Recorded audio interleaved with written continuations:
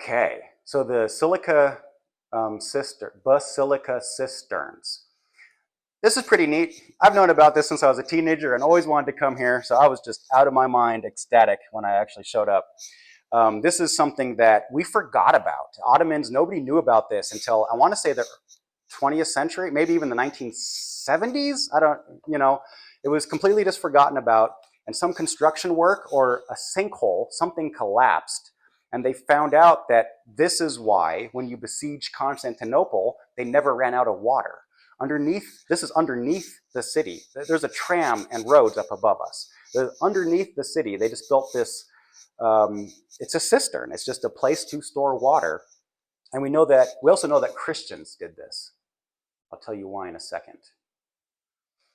It's just great views. It's a big tourist attraction. This is one of those places where we schemed and we showed up 30 minutes early, 15 minutes early, and by the time they open, because we saw it the previous day, the line goes around the block. So this is, if you want to see the Basilica cisterns, show up right then and right before they open.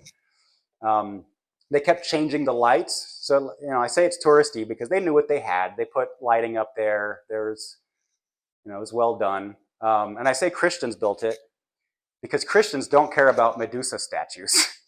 So Greeks would use Medusa in crypts and tombs and graveyards. She was one of the goddesses of the underworld, like Hades and Hera and whatnot.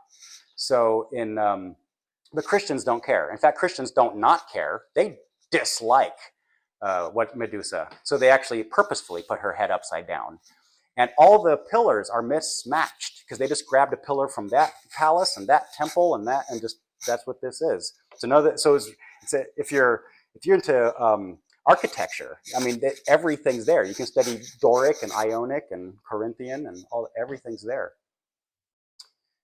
Here's a